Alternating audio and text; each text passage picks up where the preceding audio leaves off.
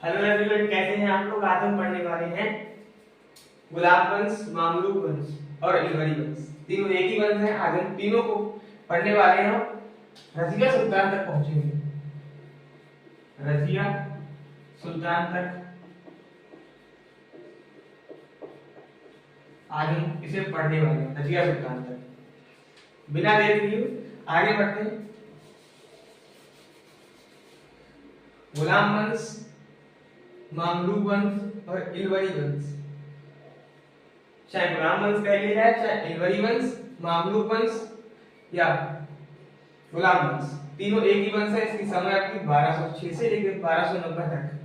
1206 से लेकर 1290 तक। गुलाम वंश के बाद खिलजी वंश, समय अवधि 1290 से लेकर 1320 तक। तुगलक वंश 1320 ईस्वी से लेकर 1414 ईस्वी तक। सैयद वंश 1414 से लेकर 1451 तक। सैयद वंश 1414 से लेकर 1451 तक। लोधी वंश 1451 से लेकर 1526। 1526 में बाबर आएगा। कौन आएगा? बाबर आएगा। एक बार पुनः देखते हैं कि समय अवधि क्या क्या आएगी, फिर आगे बढ़ते हैं। गुलाम वंश के बारे में हम लोग जानेंगे। तो दिल्ली सल्तनत में कुल कितने वंश थे? 5 वंश थे। कितने वंश थे? 5 वंश थे। दिल्ली सल्तनत में कुल कितने वंश थे? 5 वंश। 5 वंश थे। पहला गुलाम वंश, खिलजी वंश, तुगलक वंश, सैयद वंश और फिर लोधी वंश। अब पढ़ने वाले हैं कि गुलाम वंश के संस्थापक, खिलजी वंश के संस्थापक, तुगलक वंश के संस्थापक, सैयद, फिर लोधी। गुलाम वंश का संस्थापक कौन? गुलाम वंश का कुतुबुद्दीन ऐबक। खिलजी वंश का संस्थापक जलालुद्दीन फिरोज खिलजी। जलालुद्दीन फिरोज खिलजी। तुगलक वंश का संस्थापक गयासुद्दीन तुगलक। जीएसटी, गयासुद्दीन तुगलक।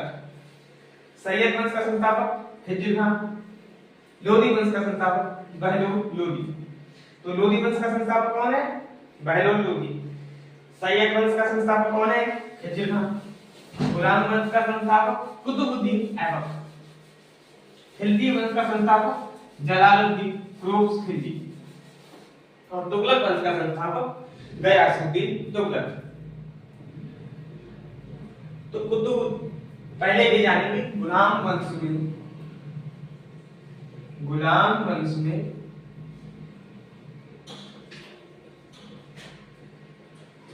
कितने शासक आए और गए?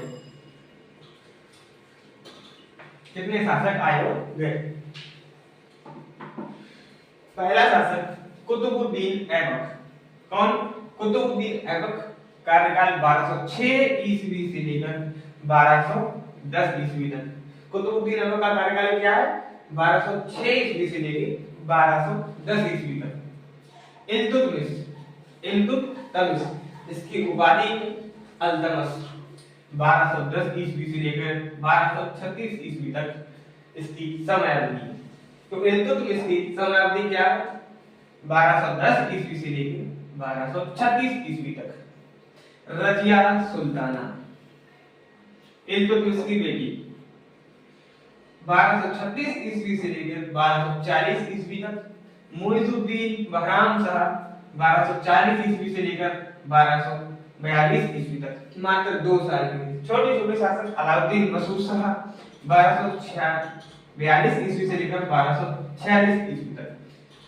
नसीरुद्दीन महमूद बलबन का दामाद नसीरुद्दीन महमूद 1246 ईस्वी से लेकर 1265 ईस्वी तक। बहुत ही लंबा समय का कार्यकाल है नसीरुद्दीन महमूद।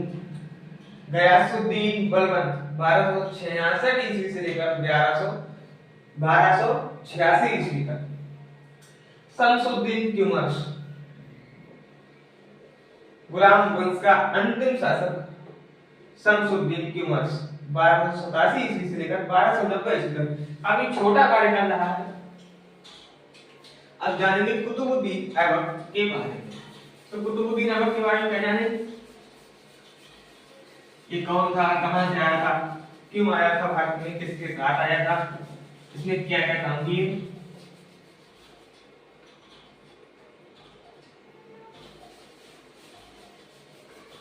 तो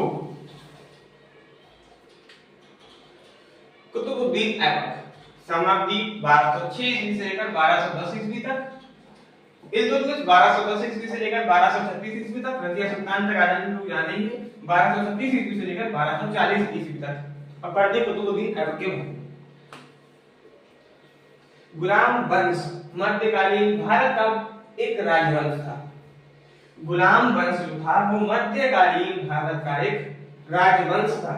इस वंश का पहला शासक कुतुबुद्दीन ऐबक था, जिसे मोहम्मद गौरी ने पृथ्वीराज चौहान को हराने के बाद भारतीय क्षेत्रों का प्रमुख नियुक्त किया था। किसे नियुक्त किया था? कुतुबुद्दीन ऐबक को। किसने नियुक्त किया था? तो मोहम्मद गौरी ने। किसे किया था? कुतुबुद्दीन ऐबक को। किसके स्थान पर किया था? किसे हराकर किया था? तो पृथ्वीराज चौहान को। ये पृथ्वीराज चौहान कितने नंबर के पृथ्वीराज चौहान है? तो ये तृतीय पृथ्वीराज चौहान है। कितने नंबर के? तृतीय नंबर के। मतलब इनसे पहले दो और पृथ्वीराज चौहान आ चुके थे। तो इस वंश के संस्थापक राजा ना होकर गुलाम थे। ये स्वतंत्र शासक नहीं थे, एक गुलाम थे। और क्या थे? गुलाम थे। किसके गुलाम थे? मोहम्मद गौरी के गुलाम थे। इस वंश के संस्थापक राजा ना होकर गुलाम थे, इसीलिए इसे राजवंश के बजाय केवल वंशी कहा जाता है। केवल वंशी कहा जाता है।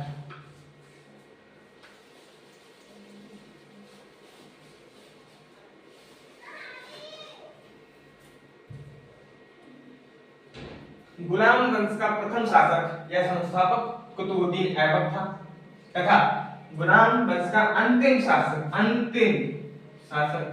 शमशुद्दीन क्यूमर्स था। तो गुलाम वंश को इतिहासकारों ने अलग अलग नामों से संबोधित किया है। जैसे कि मैंने पहले बताया था कि गुलाम वंश, एलवरी वंश, मामलूक वंश, ये तीनों एक ही वंश है। चाहे गुलाम वंश कह लीजिए, एलवरी वंश। अच्छा, गुलाम वंश का प्रथम शासक कौन था? कुतुबुद्दीन ऐबक।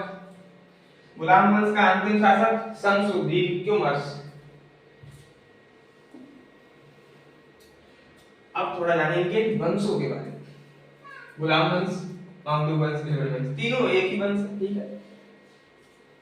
क्योंकि इस वंश में के कुछ शासक गुलाम थे, जैसे स्वयं कुतुबुद्दीन ऐबक था। गुलाम वंश की बात हो रही है। किसकी वंश की बात हो रही है? गुलाम वंश की बात हो रही है। मामलूक वंश, इन्हें नाम दिया क्यों गया था ये बात, ठीक। मामलूक वंश का अर्थ है ऐसे गुलाम या ऐसे दास जिनके माता पिता स्वतंत्र हों, या ऐसे दास जिन्हें सैनिक कार्यों में लगाया जाता है, मामलूक वंश कहलाते हैं। एलवरी वंश, यह नाम सर्वाधिक उपयुक्त नाम है। कौन सा नाम सर्वाधिक उपयुक्त नाम है? तो एलवरी वंश, क्योंकि कुतुबुद्दीन ऐबक को छोड़कर इस वंश के सभी शासक एलवरी जाति के तुर्क थे।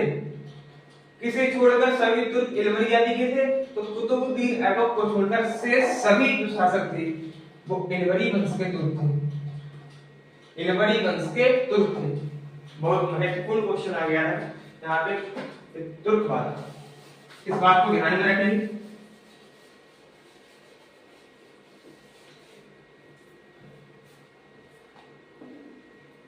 कुतुबुद्दीन ऐबक 1206 ईस्वी से लेकर 1210 ईस्वी तक। इनकी अच्छा मृत्यु कैसे हुई? चौगान खेलते समय। क्या खेलते समय? चौगान खेलते समय। कुतुबुद्दीन ऐबक एक का जन्म तुर्किस्तान में तुर्क जनजाति में हुआ है। कहाँ हुआ है? तो तुर्किस्तान के तुर्क जनजाति में हुआ है। एवं बचपन में ही अपने माता पिता से बिछुड़ गया था। इस समय तुर्की में गुलामी की खरीद बिक्री एक सामान्य बात थी। तुर्क में बचपन में ही ऐबक को काजी फखरुद्दीन अजीज कुफी किसके द्वारा? काजी फखरुद्दीन अजीज कूफी द्वारा खरीद दिया गया। किसे खरीद दिया गया? तो कुतुबुद्दीन ऐबक को किसके द्वारा खरीद दिया गया? तो काजी फखरुद्दीन अजीज कूफी द्वारा खरीद दिया गया। काजी द्वारा ऐबक का एक अच्छे से पालन पोषण किया गया और कुरान भी सिखाई गई थी। किसे सिखाई गई थी? इसकी उपाधि भी है कुरान हफीज। कुरान का किसकी उपाधि है? तो कुतुबुद्दीन ऐबक की उपाधि है। कुतुबुद्दीन ऐबक का जन्म कहाँ हुआ था? तुर्किस्तान के तुर्क जनजाति में इसका जन्म हुआ था। इसके बचपन में ही माता पिता से गुजर गया था। इस समय तुर्की में गुलाम की खरीद बिक्री एक सामान्य बात थी।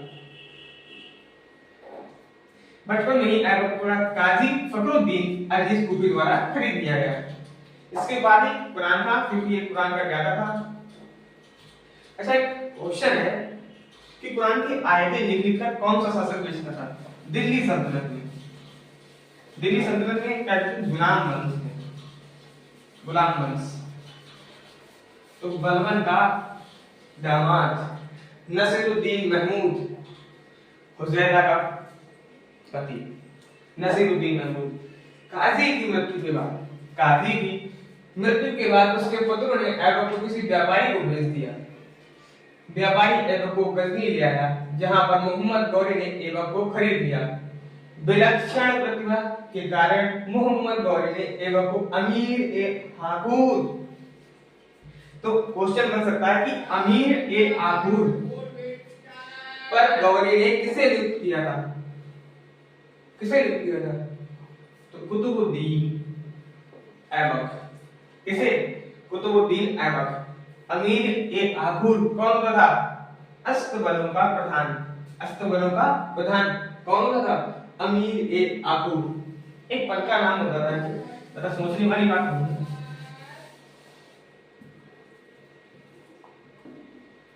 मोहम्मद गौरी की मृत्यु के बाद लाहौर की जनता ने गौरी के प्रतिनिधि के रूप में ऐबक को लाहौर पर शासन करने के लिए आमंत्रित किया, जिसे ऐबक ने स्वीकार किया। 1206 ईस्वी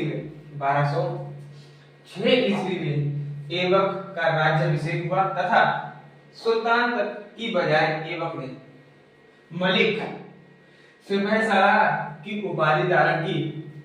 तो किसने मलिक सिपहसालार की उपाधि धारण की? कुतुबुद्दीन ऐबक ने। तो कुतुबुद्दीन ऐबक ने निरंतर अपना शासन लाहौर से ही संचालित किया, अर्थात ऐबक के काल में दिल्ली सल्तनत काल की राजधानी लाहौर थी। तो क्वेश्चन बन सकता है कि कुतुबुद्दीन ऐबक के समय दिल्ली की राजधानी क्या थी? तो लाहौर थी। क्या थी? लाहौर थी। किसकी राजधानी लाहौर थी? दिल्ली सल्तनत की राजधानी लाहौर थी। किसके समय थी? तो कुतुबुद्दीन ऐबक के समय थी। किसके समय थी? कुतुबुद्दीन ऐबक के समय थी। कुतुबुद्दीन ऐबक की दो उपाधियां बता सकते हैं आप? कुरान का मलिक, सिपहसालार, लाख बख्श, पीर बख्श, अन्य भी उपाधियां थी इनकी। कुतुबुद्दीन ऐबक ने अपने नाम के सिक्के भी नहीं चलाए एवं कुतुबुद्दीन ऐबक ने अपने नाम के सिक्के भी नहीं चलवाए और अपने नाम का खुतबा भी नहीं पढ़वाया। जो काम कुतुबुद्दीन ऐबक ने नहीं किए थे, वो सब ने काम इल्तुतमिश ने किए थे। अपने नाम के सिक्के जारी करवाए और अपने नाम के खुतबा भी पढ़वाया। खुतबा क्या होता था कि मतलब एक प्रकार से शुक्रवार को मतलब जो शासक होता था उसके पुल बांधे जाते थे तारीखों पे, एक प्रकार से खुतबा था, मतलब उसकी सारी प्रशंसाएं बनाई जाती थी। खुतबा एक रचना होती थी जो मौलवियों से सुल्तान शुक्रवार की रात को नजदीक की मस्जिद में अपनी प्रशंसा पढ़वाते थे। खुतबा शासक की संप्रभुता का सूचक होता था।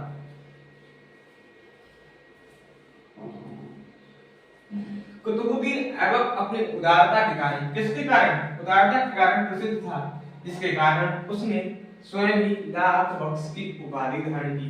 तो लाख बख्श किसकी उपाधि है? कुतुबुद्दीन ऐबक की।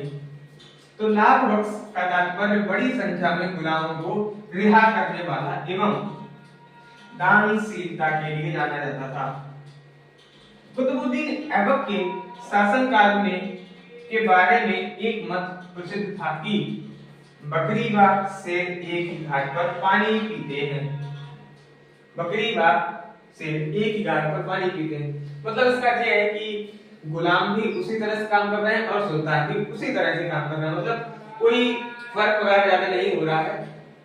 इस चक्कर में इसे हिम्मत प्रचलित है। तो कुतुबुद्दीन ऐबक की कितनी उपाधियां अभी तक पढ़ ली गई है? तो 4 उपाधियां पढ़ ली गई है। पहली उपाधि कौन सी है? पहली उपाधि है कुतुबुद्दीन ऐबक की कुरान खां, क्योंकि वो कुरान का ज्ञाता था। किसका ज्ञाता था? कुरान का ज्ञाता था। नंबर 2 लाख बख्श, उसने बहुत सारी संख्या में जो गुलाम थे उन्हें रिहा किया था। और मलिक सिपह सलार की उपाधि धारण की थी, मलिक सिपह सलार की उपाधि धारण की थी। किसने? तो कुतुबुद्दीन ऐबक ने। कुतुबुद्दीन ऐबक के दरबार में कई बुद्धिमान लोगों को भी आश्रय प्राप्त था। ताज उल मासिर के लेखक हसन निजामी, तो ये पुस्तक जो लिखी गई है ये किसके द्वारा लिखी गई है? ताज उल मासिर के लेखक हसन निजामी किसके दरबार में रहते थे? तो कुतुबुद्दीन ऐबक के दरबार में रहते थे। तथा आदाब उल हर्षवा, आदाब उल हर्षवा शुजाआत के लेखक फक्र मुदब्बिर जैसे विद्वान इनके प्रमुख थे।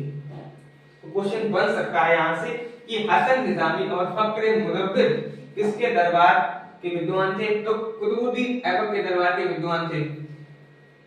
पूछ सकते हैं कि हसन निजामी की पुस्तक का क्या नाम है? तो ताज उल मासिर। क्या है? ताज उल मासिर। और पूछ सकते हैं कि फक्र ए मुदब्बिर की पुस्तक का नाम क्या है? तो आदाब उल हर्ष व शुजाआत। ठीक है, आई होप समझ में आ रहा होगा आपको।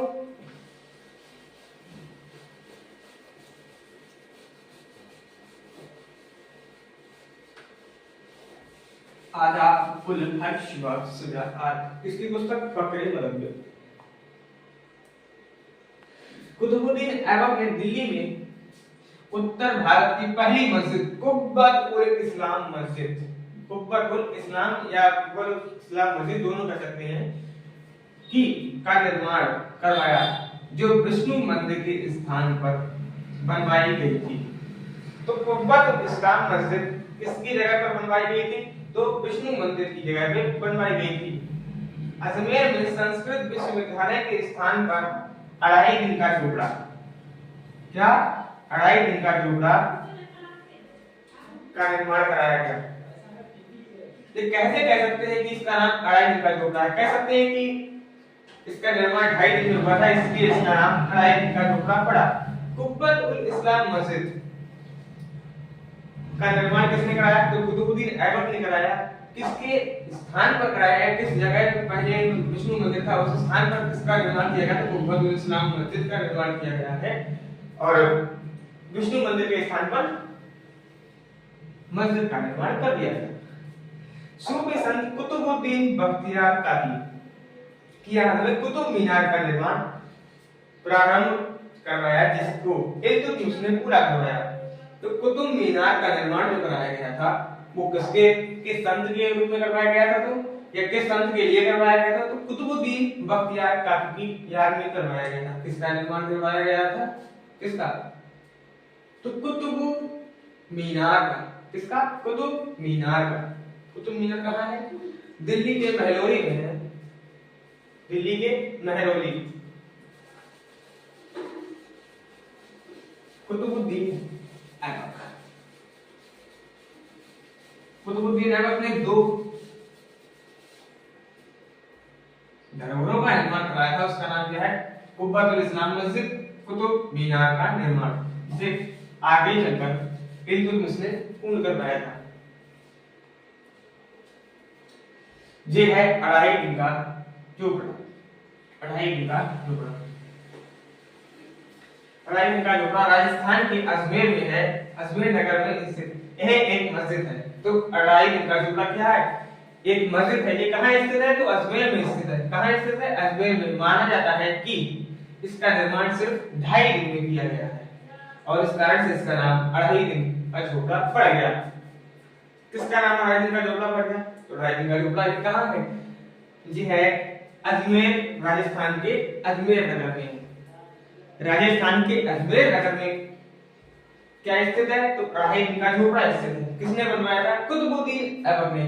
इसका निर्माण कुतुबुद्दीन ऐबक द्वारा किया गया था, ताकि पूर्ण रूप से हो नहीं पाया था, इसका निर्माण कुछ इल्तुतमिश के द्वारा भी करवाया गया। कुतुब मीनार, अब पढ़ते हैं कुतुब मीनार।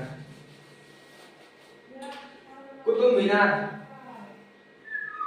कुतुब मीनार दिल्ली में है। कहाँ है? दिल्ली में। दिल्ली में कहाँ? महरौली में।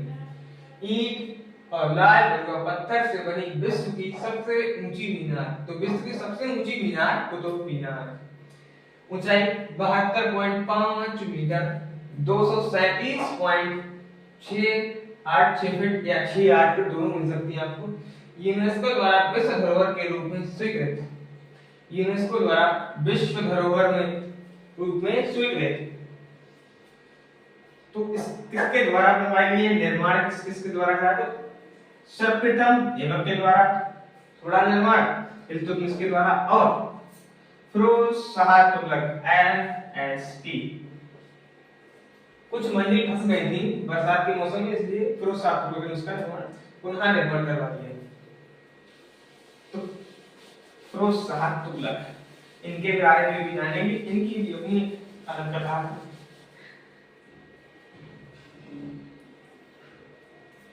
अब बहुत हो गया। 1210 ईस्वी पे लाहौर में चौगान खेलते समय कुतुबुद्दीन ऐबक जी अब जाने वाली हैं। तो 1210 ईस्वी में लाहौर में चौगान या पोलो खेलते समय घोड़े से गिर जाने के कारण ऐबक की मृत्यु हुई।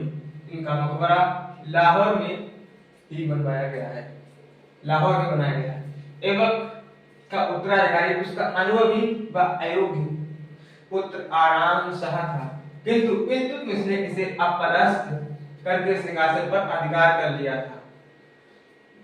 हालांकि इतिहासकारों का मानना है कुतुबुद्दीन ऐबक के कोई पुत्र था ही नहीं।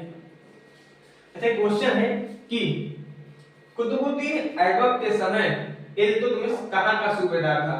तो बदायूं का सूबेदार था। कहां का सूबेदार था? बदायूं का सूबेदार था।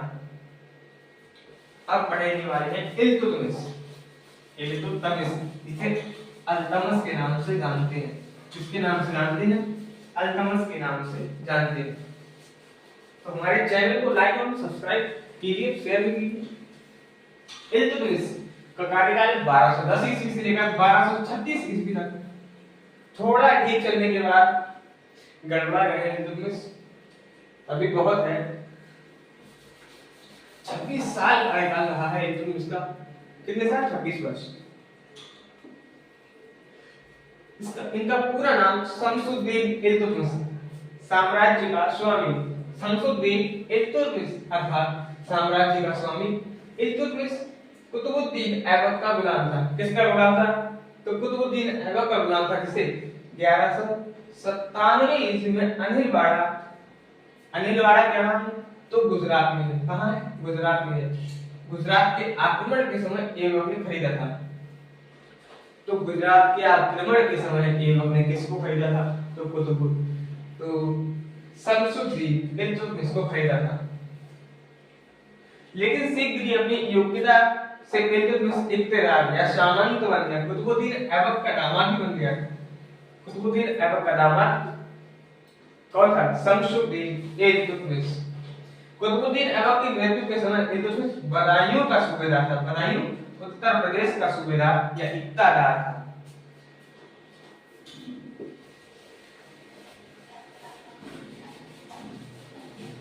तो अनिलवाड़ा का युद्ध कब हुआ? तो 1197 ईस्वी में हुआ। इसमें किस गुलाम को खरीदा गया था? तो इल्तुतमिश को इस गुजरात अभियान के दौरान खरीदा गया था। किसके द्वारा? कुतुबुद्दीन ऐबक के द्वारा। इल्तुतमिश दिल्ली सल्तनत का वास्तविक संस्थापक का प्रधान एवं वैधानिक सुल्तान था। 1229 ईस्वी में बगदाद के खलीफा अल-मुतनसिर बिल्लाह से सुल्तान उपाधि व खिल्लत इजाजत प्राप्त की। किसने प्राप्त की? तो इल्तुतमिश ने प्राप्त की। किससे प्राप्त की? बगदाद के खलीफा से प्राप्त की। इल्तुतमिश ने अपने नाम का फतवा भी पढ़वाया। मैंने आपको शुरू में बताया था कि कुतुबुद्दीन ऐसा कुछ नहीं करेगा ताकि वो एक स्वतंत्र शासक लगे, लेकिन इल्तुतमिश एक स्वतंत्र शासक है जो अपने नाम का फतवा पढ़वाता है, अपने नाम के सिक्के जारी करवाता है। इल्तुतमिश प्रथम मुस्लिम शासक था जिसने दिल्ली को राजधानी बनाया। दिल्ली को राजधानी बनाने वाला प्रथम शासक, प्रथम मुस्लिम शासक था जिसने दिल्ली, लाहौर से दिल्ली राजधानी स्थानांतरित की थी। किसने की थी? तो इल्तुतमिश ने की थी। इल्तुतमिश ने चांदी के सिक्के, टका अथवा टंका तथा तांबे के सिक्के जीतल चलवाया। किसने चलवाया? जीतल चलवाया। किसने चलवाया? शमसुद्दीन इल्तुतमिश ने चलवाया। इल्तुतमिश पहला मुस्लिम शासक था जिसने सिक्कों पर टकसाल का नाम अंकित करवाने की परंपरा का प्रचलन किया। तो सिक्कों पर टकसाल का नाम अंकित करने की परंपरा का प्रचलन किसने किया? तो इस परंपरा को किसने बढ़ावा दिया या किसने शुरुआत की? इसका संस्थापक कौन है? तो शमसुद्दीन इल्तुतमिश। इसके साथ ही इल्तुतमिश ने दिल्ली में टकसाल की स्थापना भी करवाई। इसके साथ ही इन सिक्कों पर सिर के बैल, नंदी तथा घुड़सवार के चित्र भी अंकित होते थे। तो किसके सिक्कों पर सिर के बैल, नंदी तथा घुड़सवारों के चित्र भी अंकित होते थे? किसके सिक्कों पर? शमसुद्दीन इल्तुतमिश। इसका कार्यकाल 1210 ईस्वी से लेकर 1236 ईस्वी तक था, जिसे कुतुबुद्दीन ऐबक ने 1197 ईस्वी में अनिलवाड़ा के गुजरात युद्ध के दौरान खरीदा था। किसे खरीदा था? तो शमसुद्दीन इल्तुतमिश को खरीदा था। एक बार पुनः देखते हैं कि शिव के बैल, नंदी तथा घुड़सवारों के चित्र किसके सिक्कों पर अंकित थे? इल्तुतमिश। इसका कार्यकाल 1210 ईस्वी से लेकर 1246 ईस्वी तक। इल्तुतमिश ने अपने 40 तुर्की सरदारों को मिलाकर तुर्क-ए-चहलगामी नामक प्रशासनिक संस्था की स्थापना की। सबसे बड़ी गद्दी तुर्कान-ए-चहलगामी, 40 सरदारों का गुट। ये इल्तुतमिश जब तक रहा था तब तक ठीक चला था, बाद में ये सलाहकारी थे। इल्तुतमिश के समय तक ये सलाहकारी रहे थे। जैसे ही रजिया और नसीरुद्दीन महमूद बगदादी शासक आए, अलाउद्दीन मसूद शाह, बैराम शाह, तो ये बाद में सबके लिए बाध्यकारी बन गए। कैसे बन गए? बाध्यकारी बन गए। अभी कैसे? सलाहकार, सिर्फ सलाह मशवरा देते हैं, बात खत्म। तो बाद में इनकी बात माननी है। इल्तुतमिश ने अपने 40 तुर्की सरदारों को मिलाकर तुर्कान-ए-चहलगामी नामक प्रशासनिक संस्था की स्थापना की थी। यह इल्तुतमिश के दास अधिकारियों का एक अभिजात एवं अमीर व्यक्तियों का समूह था। हालांकि इल्तुतमिश के शासनकाल में इल्तुतमिश ने प्रशासन संबंधी मामलों के बेहतर क्रियान्वयन, सलाहकारी भूमिका के तौर पर इस संस्था का निर्माण किया था। किस संस्था का निर्माण किया था? 40 तुर्की सरदारों का, इसे मिलाकर बनता है तुर्कान-ए-चहलगामी। तो 40 सरदारों का गुट किसने बनाया था? किसने? इल्तुतमिश ने। तुर्कान-ए-चहलगामी की स्थापना किसने की थी? तो किसने की थी? तो की थी इल्तुतमिश ने। इल्तुतमिश, इसकी उपाधि अल्तमश। किंतु अभिजात वर्गीय मानसिकता होने के कारण इस समूह ने अपेक्षित भूमिका का निर्वहन नहीं किया तथा शासन संबंधी गतिविधियों में अवैध हस्तक्षेप करने लगे। मैंने कहा था ना, जब तक इल्तुतमिश है तब तक सलाहकारी, बाद में बाध्यकारी। उदाहरण के लिए इल्तुतमिश ने की मृत्यु के बाद रजिया सुल्ताना को दिल्ली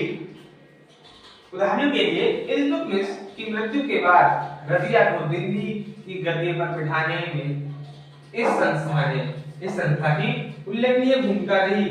इस संस्था की तुर्कान-ए-चहलगामी। ये लोग सोचते थे कि रजिया सुल्ताना एक शासिका है, महिला है, वो ज्यादा काम नहीं कर पाई, उसके सिर्फ नाम उसका रहे, बाकी सब काम तो हम ही करेंगे।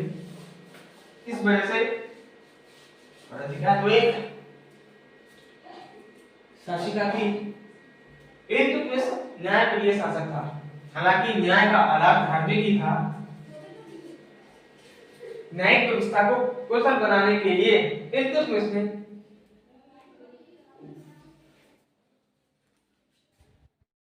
इल्तुतमिश न्यायप्रिय शासक था। हालांकि न्याय का आधार धार्मिक ही था। न्याय का आधार धार्मिक ही था। न्यायिक व्यवस्था को कुशल बनाने के लिए इल्तुतमिश ने अमीर-ए-दाद जैसे अधिकारियों की नियुक्ति की। इल्तुतमिश के शासनकाल में संदर्भ में एक कथन प्रचलित है कि न्याय की कौन सा कथन प्रचलित है? न्याय की मांग करने वाले व्यक्ति लाल वस्त्र, कौन से वस्त्र? लाल वस्त्र धारण करके दरबार में आता था। कौन सा वस्त्र धारण करके दरबार में आता था? तो लाल वस्त्र। कैसे वस्त्र? लाल वस्त्र। किसके दरबार में आते थे? इल्तुतमिश के दरबार में आते थे। इल्तुतमिश कैसा शासक था? धार्मिक शासक। धर्म के आधार पर न्याय करता था। किसके आधार पर? धर्म के आधार पर न्याय करता था। कौन करता था धर्म के आधार पर न्याय? तो इल्तुतमिश करता था। इल्तुतमिश ने कौन सा पद बनाया? अधिकारियों की नियुक्ति किस पद पर? अमीर-ए-दाद। न्यायिक व्यवस्था को कुशल बनाने के लिए कौन सा पद बनाया? तो अमीर-ए-दाद। कौन सा पद? अमीर-ए-दाद।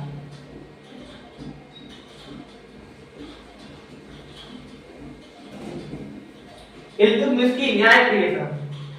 इल्तुतमिश की न्यायप्रियता का वर्णन करते हुए इब्न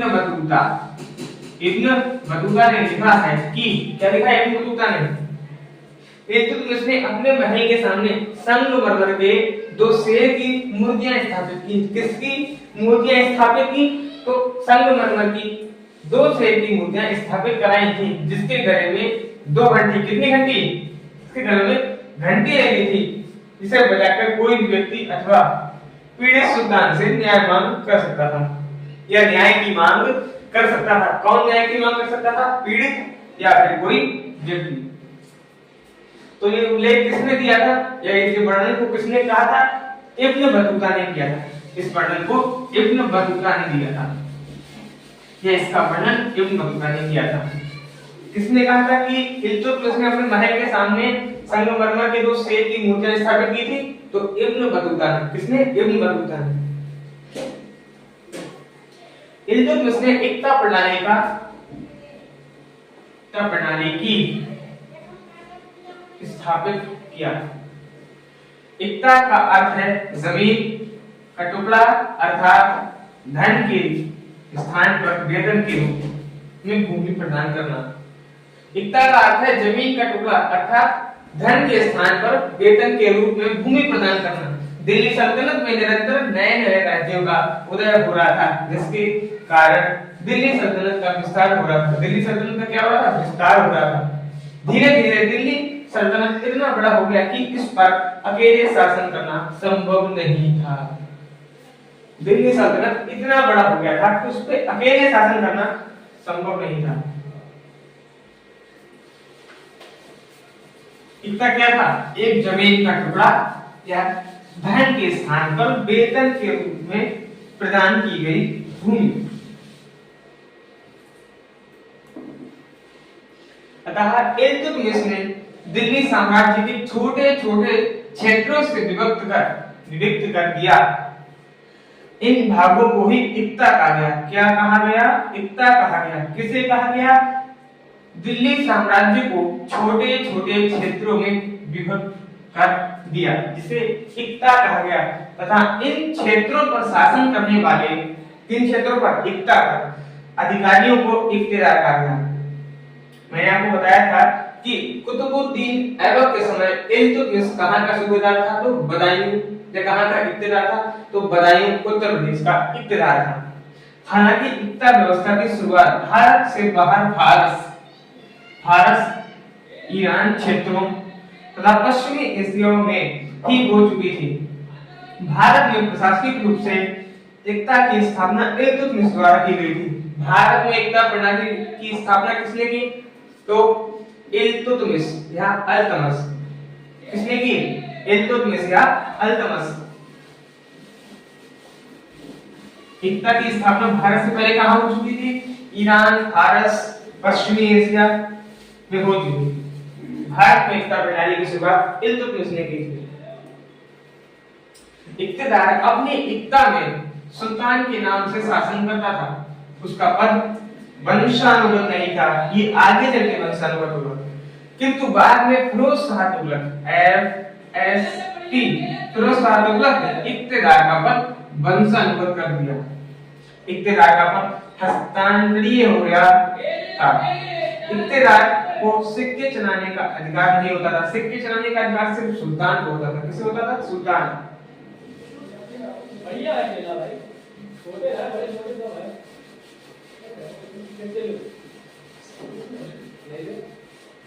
अच्छा, इक्तेदार होता क्या था? उस जमीन से अपना जो था वेतन निकाल के शेष बचा हुआ इक्तेदार अपनी एकता में प्रशासनिक व सैनिक कार्यों को पूरा करता था। इक्तेदार एकता से प्राप्त राजस्व में अपना वेतन तथा प्रशासनिक व सैनिक खर्च निकालकर शेष रकम, कौन सी रकम? शेष रकम को राजकोष में जमा कराता था। इस शेष रकम को फवाजिल कहते थे। फवाजिल UPTGT का क्वेश्चन, HP हिमाचल प्रदेश का क्वेश्चन है फवाजिल। इक्तेदार एकता से प्राप्त राजस्व में अपना वेतन निकालकर तथा प्रशासनिक व सैनिक का खर्च निकालकर शेष रकम को राजस्व कोष में जमा कराता था। इसको फवाजिल कहते थे। इसे क्या कहते थे? इसे फवाजिल कहते थे। अब क्वेश्चंस आते हैं, 2 क्वेश्चंस है, इसका आंसर आपको देना है। कुछ देखते, लगान वसूल करना, ये इक्तेदार के थे वो कार्य थे। क्या कार्य थे? लगान वसूल करना, सैनिक व्यवस्था करना, सैनिकों की व्यवस्था, शांति स्थापना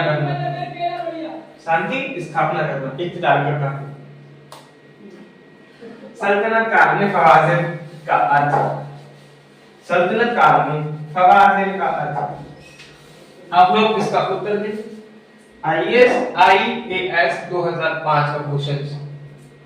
सल्तनत काल में फवाजिल का अर्थ था अभिजात वर्ग को दिया जाने वाला अतिरिक्त भुगतान, वेतन के बदले में निर्धारित मालगुजारी, इक्तेदारों द्वारा सरकारी खजाने में जमा की जाने वाली अतिरिक्त राशि या कृषकों से की जाने वाली गैर कानूनी जबरन वसूली। इसका सही आंसर होगा ऑप्शन सी, इक्तेदारों द्वारा सरकारी खजाने में जमा की जाने वाली अतिरिक्त राशि। इससे पहले हमने पढ़ा था कि फवाजिल क्या होता था। फवाजिल का अर्थ ये देखो, पूछ लिया फवाजिल का अर्थ किसका? फवाजिल का। फवाजिल क्या होता था? इक्तेदार द्वारा सरकारी खजाने में जमा की जाने वाली अतिरिक्त राशि। एक और है,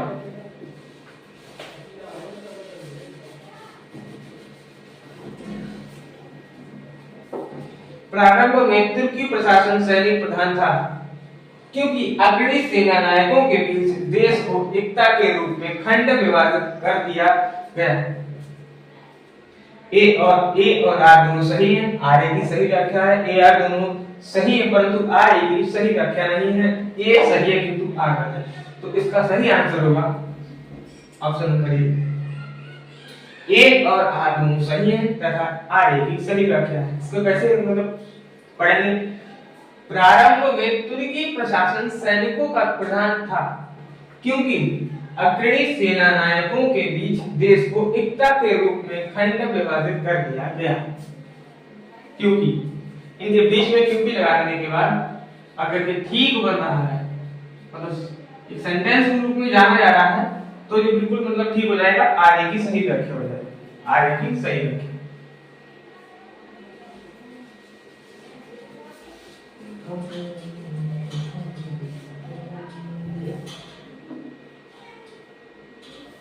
देखो, दिल्ली सल्तनत में राजस्व प्रशासन में राजस्व वसूली के प्रभारी को आमीर कहते थे। बिल्कुल सही बात है, आमीर कहता था। लेकिन दिल्ली सल्तनत के सुल्तानों की एकता प्रणाली कोई प्राचीन देशी संस्था, हमने देखा था कि प्राचीन देशी संस्था नहीं है, देशी संस्था, विदेशी संस्था। विदेशी कैसी? विदेशी बाहर से, भारत और ईरान, मध्य एशिया, पश्चिम एशिया वाले लोगों पहले ही लागू हो चुकी थी, तो दूसरा तो ऑप्शन कतई गलत हो जाएगा। अब पहले ये देख लेते हैं कि दूसरा ऑप्शन कोडिंग में किस कोडिंग में है। दूसरा ऑप्शन इसमें तो ये भी गलत, 1 2 3 तो ये वाला भी गलत, क्योंकि दूसरा गलत हो गया ना, तो इनका मतलब ये होता है। अब बचे हैं 1 और 3। तो मीर बख्शी का आपका दिल्ली के खलजी सुल्तानों के शासनकाल में अस्तित्व में आया। खलजी वंश में अपनी पढ़ाई नहीं तो इसे छोड़ देते, इसे काट देते। ऑप्शन नंबर ए सही होगा। दिल्ली सल्तनत के राजस्व प्रशासन के राजस्व वसूली के प्रभारी को आमीर कहते थे या कहा जाता था। स्थापत्य कला के अंतर्गत इल्तुतमिश ने कुतुब मीनार को पूरा करवाया। किसको पूरा करवाया? कुतुब मीनार को पूरा करवाया। बाद में गुंबद अथवा मकबरा के निर्माण की परंपरा को शुरू करने का श्रेय भी इल्तुतमिश को जाता है। किसका श्रेय इल्तुतमिश को जाता है? गुंबद अथवा मकबरा। इल्तुतमिश ने अपने पुत्र नसीरुद्दीन महमूद की कब्र पर दिल्ली में सुल्तानगढ़ी के मकबरे का निर्माण कराया। ये भारत में बनने वाला पहला मकबरा। तो भारत में बनने वाला पहला मकबरा सुल्तानगढ़ी का मकबरा। किसका मकबरा? सुल्तानगढ़ी का मकबरा। सुल्तानगढ़ी के मकबरे में किसकी कब्र है? नसीरुद्दीन महमूद। किसकी? नसीरुद्दीन महमूद। सुल्तानगढ़ी का शब्द है गुफा का सुल्तान। किसका? गुफा का सुल्तान। तो गुफा के सुल्तान में किसकी कब्र है? नसीरुद्दीन महमूद। नसीरुद्दीन महमूद का मकबरा कहाँ है? सुल्तानगढ़ी।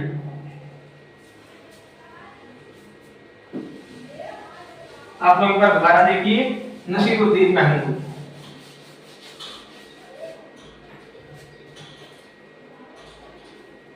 मकबरे में भूरे रंग का पत्थर तो कहीं संगमरमर का प्रयोग किया गया था। मकबरे में किसका प्रयोग किया गया था?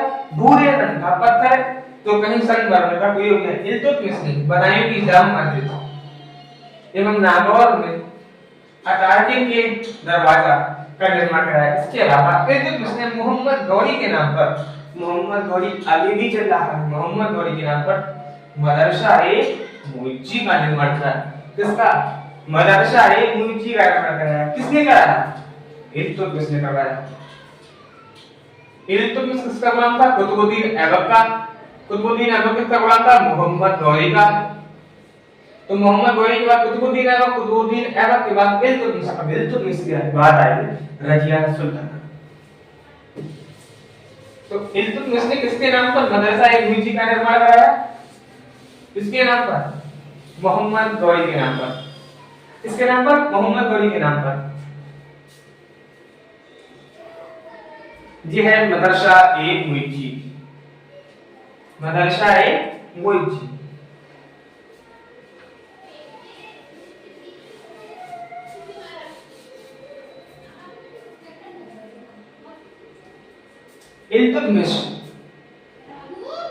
इल्तुतमिश के दरबार में मिनहाज-उस-सिराज पुस्तक है। इनकी एक पुस्तक है, इसका नाम है तबकात-ए-नासिरी। तबकात-ए-नासिरी नामक प्रसिद्ध इतिहासकार भी रहते थे, जिनकी रचना का नाम तबकात-ए-नासिरी था। इस रचना से आरंभिक मध्यकालीन भारत इतिहास के बारे में व्यापक जानकारी प्राप्त होती है।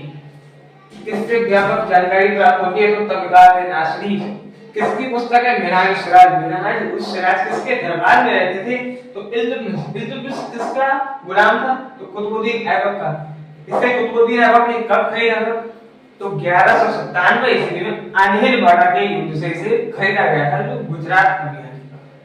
तो मिनहाज-उस-सिराज ने इल्तुतमिश को महान दयालु, सहानुभूति रखने वाला विद्वान एवं वृद्धों के प्रति श्रद्धा रखने वाला सुल्तान बताया है।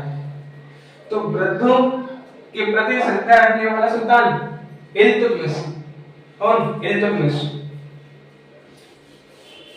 मिनहाज-उस-सिराज किसके दरबार में रहते थे? मिनहाज-उस-सिराज जो थे वो इल्तुतमिश के दरबार में रहते थे। किसके दरबार में? इल्तुतमिश के दरबार में। कौन रहता था? मिनहाज-उस-सिराज। इसकी पुस्तक का नाम है तबकात-ए-नासिरी। क्या नाम है? तबकात-ए-नासिरी। इल्तुतमिश ने अपने जीवन की अंतिम अवस्था में अपनी पुत्री रजिया को उत्तराधिकारी घोषित कर दिया। किसको? पहली महिला सुल्तान रजिया सुल्तान। क्योंकि इल्तुतमिश को कोई पुत्र योग्य नहीं था, जबकि सबसे योग्य पुत्र नसीरुद्दीन महमूद के सुल्तान के प्रतिनिधि के रूप में बंगाल में शासन करते हुए मृत्यु हो गई। इसके अलावा कि तुर्कान चहलगामी भी रजिया को दिल्ली सल्तनत का उत्तराधिकारी बनाने में महत्वपूर्ण भूमिका निभाता है। पहले बनाता है और फिर बाद में हटा देगा, हत्या करवा देगा।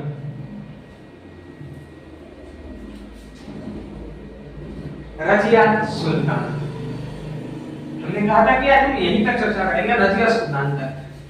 तो रजिया सुल्तान जो थी 1236 ईस्वी से लेकर 1240 ईस्वी तक इनका शासनकाल रहता, मात्र 4 वर्षों का। ये जनता के सामने जो थी वो लाल वस्त्र पहन के जाती थी। कौन से वस्त्र? लाल वस्त्र पहन के जाती थी। एक शासक था दिल्ली सल्तनत में, जिसके बारे में अभी हमने पढ़ा था। अगर कोई व्यक्ति न्याय मांगने आता था तो वो कौन से वस्त्र पहन के आता था? इल्तुतमिश के दरबार में लाल वस्त्र पहन के आता था। कौन से वस्त्र? लाल वस्त्र पहन के आता था। किसके दरबार में आता था? तो इल्तुतमिश के दरबार में आता था। इल्तुतमिश के समय दिल्ली सल्तनत की राजधानी क्या थी? क्या थी? दिल्ली लेके आया था, दिल्ली सल्तनत। और कुतुबुद्दीन ऐबक के समय दिल्ली की राजधानी तो लाहौर, लाहौर से शासन करता था कुतुबुद्दीन ऐबक। धन्यवाद। जय हिंद, जय भारत।